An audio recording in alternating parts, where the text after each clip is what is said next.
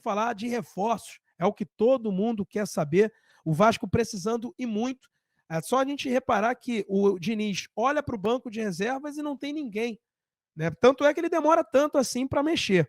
Então, para começar, falando sobre o Andrés Gomes. Andrés Gomes aí, em destaque para você, com a camisa do Rennes, da França, time que ele joga lá na França. Vamos lá.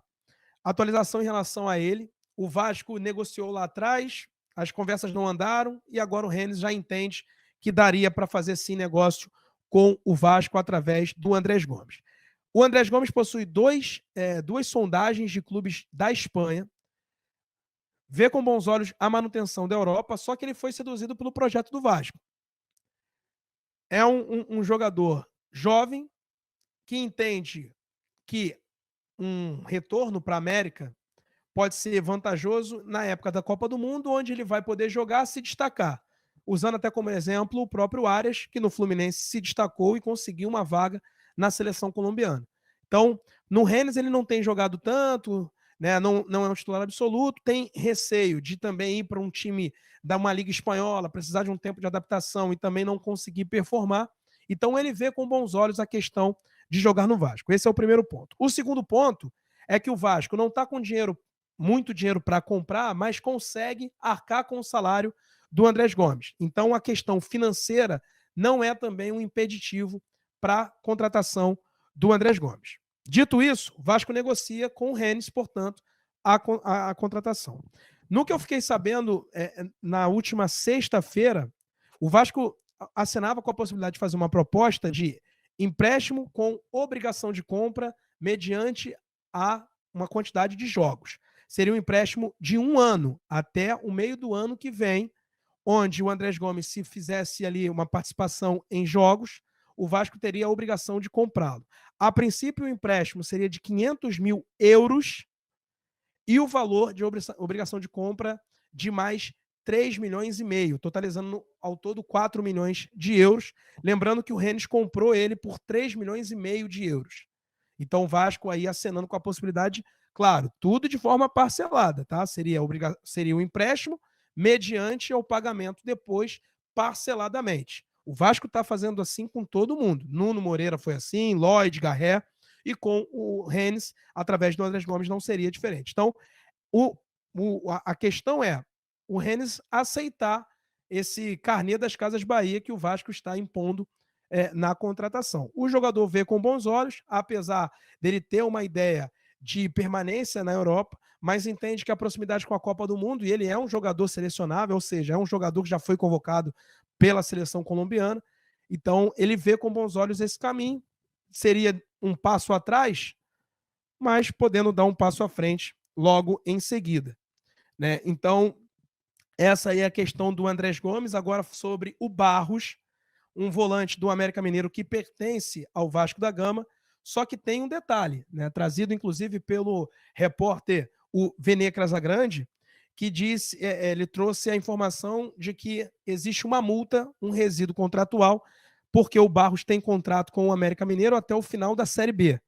Para o Vasco ter ele de volta, teria que arcar com uma multa avaliada em 500 mil reais. O Vasco ainda negocia isso com o jogador, com o América Mineiro também e principalmente com os empresários, porque o Barros tem contrato até o final de 26 e os empresários, entendendo esse movimento de retorno ao Vasco, está pedindo pelo menos um reajuste salarial e também uma extensão do contrato. O Barros, no ano passado, defendeu o Amazonas, também pela Série B, e esse ano tem se destacado pelo América Mineiro. O próprio Diniz falou em coletiva recente que quer contar com o atleta e, portanto, o Vasco está fazendo um esforço para que isso aconteça.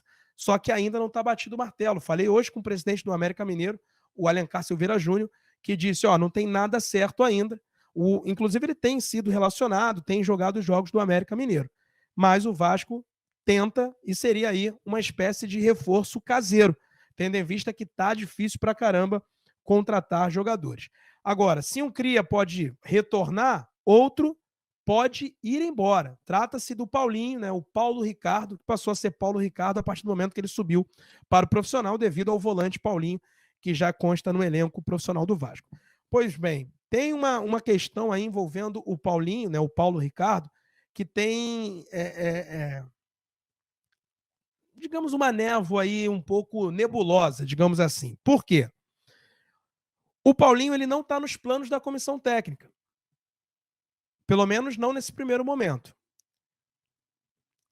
O Paulinho, vamos contextualizar. Em fevereiro, o Atlético Paranaense, através do técnico Maurício Barbieri, buscou a contratação do Paulinho. O Vasco prontamente recusou. Não abriu nem negociação. Através do Barbieri, indicou o jogador. Ele iria para lá até para jogar. Né? O Barbieri queria ali utilizá-lo como titular naquele momento. Estava tendo um jogador improvisado na função de lateral direito. Então ele já tinha trabalhado no Vasco, já conhece o Paulinho e buscou levá-lo ao Atlético Paranaense. O Vasco nem abriu negociação. Pois bem, o Paulinho ficou no Vasco, treinando e tal, mas é público e notório. Ele é o terceiro lateral direito do elenco do Vasco. Entendendo que o Diniz, tendo Paulo Henrique e Puma Rodrigues, pegou o Paulinho, o Vasco, né, falou com o staff do Paulinho a necessidade de poder dar rodagem para o jogador.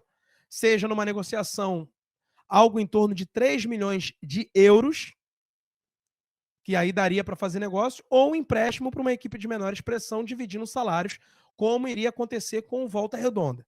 O Paulinho foi para o Volta Redonda, treinou 2 dias, retornou ao Vasco no sábado, justamente naquela ocasião onde o Puma sequer foi relacionado, no jogo contra o Grêmio. Só que o Paulinho foi treinar, ficou atrás até do Breno, lateral direito do Sub-20. Treinou durante 15 minutos. E geralmente o Paulinho treina junto do Riquelme, que é um jogador que está até mais escanteado. Então, fica claro que ele está fora dos planos. Entendendo isso, o staff do jogador, né, olhando a carreira dele, entende que o melhor caminho é ele ir para outro lugar. E surge o Atlético Mineiro na jogada, na contratação do Paulinho. Informação que também foi publicada em primeira mão pelo jornalista Vene Casagrande, confirmada aqui pelo canal Colina em Foco. De fato, o Atlético Mineiro, né, aí a gente complementa a informação, um empréstimo até o final de 2026, ele tem contrato com o Vasco até dezembro de 27. O Atlético Mineiro fez a seguinte proposta na última quinta-feira ao Vasco. Empréstimo até o final de 2026, com obrigação de compra se ele jogar 70%. 70% não. Empréstimo com obrigação de compra se ele jogar 20 partidas nesse período. 2 milhões de dólares por 70% do passe do Paulinho. Essa é a proposta do Galo. Empréstimo até dezembro de 26, com opção ou obrigação de compra, caso ele jogue 20 jogos na temporada ou até nesse período. E não é 20 jogos com 45 minutos, não. Entrou em 20 partidas, o Atlético Mineiro já teria a obrigação de pagar 2 milhões de dólares pelo Paulinho. Dá um pouco mais aí de 10 milhões de reais. Até o momento, o Vasco não deu resposta. Conversei, né, com pessoas ali ligadas ao Paulinho e me disseram, o Vasco não respondeu. Foram procurados Amodeu, Admar Lopes, e até agora não houve uma resposta do Vasco. Só que internamente eu pude apurar, esse valor o Vasco não aceita. E espera que o Atlético Mineiro faça uma nova proposta, ou até mesmo o Vasco, né, ainda analisando a situação, retorne junto ao staff dele para dizer, portanto, eu aceito. Por menos, não. Então, fica aí uma situação que, ao meu ver, é um ativo importante do Vasco. E eu, sinceramente, não consigo entender por que ele não tem oportunidades. É um jogador que eu vejo mais pronto do que o Breno Vereza, do Sub-20, só que o Breno tem tido mais oportunidades nos treinos do que o próprio Paulinho. Então, hoje, né, de acordo ali, pelo que entende o staff do atleta, ele está meio que fora dos planos. E, estando fora dos planos, o melhor caminho é uma saída. Então, o staff vê com bons olhos a saída ao Atlético Mineiro. Porque eles já entendem e já trabalham com a promessa de que o Paulinho seria o segundo lateral do elenco, tendo em vista que o Natanael é o titular e o Saravia não ficaria para o ano que vem, não vai ficar para o ano que vem. Então o Paulinho chegaria ao Galo agora, terminaria o ano ali como terceiro, e começaria o ano de 2026 como segundo da posição. Então é claro que isso é visto com bons olhos. O que o Vasco pode fazer? Aceitar, colocando uma obrigação de compra um pouco mais alta, evidentemente, ou dar oportunidades ao Paulinho, tendo em vista que o Puma tem contrato com o Vasco até o final do ano e está muito difícil uma renovação contratual. Então eu acho que esse movimento que o Atlético Mineiro está querendo fazer, de colocar o Paulinho como segundo, poderia ser um posicionamento do Vasco para o próprio Paulinho a partir do ano que vem. Eu vejo o Paulinho com boas características e boa perspectiva para ser o reserva do Paulo Henrique. Claro que mudaria muito a questão de característica. O Paulo Ricardo, né, o Paulinho, ele é um jogador mais técnico. É um jogador que bate bem na bola, tem um bom drible, tem uma boa capacidade técnica, só que fisicamente, evidentemente, não está pronto como o Paulo Henrique. Mas também o Paulo Henrique tem 27 anos. O Paulinho não tem isso. Né? O Paulinho ainda é um jovem em formação. Mas a gente vai aguardar aí cenas dos próximos capítulos. O Vasco não retornou porque avalia ainda um melhor entendimento, analisa essa situação para poder fazer uma contraproposta ao Atlético Mineiro. Mas é certo que a proposta existe. Paulo Ricardo, Paulinho, na mira do Galo, portanto, lateral direito do Vasco, que tem contrato até 2027.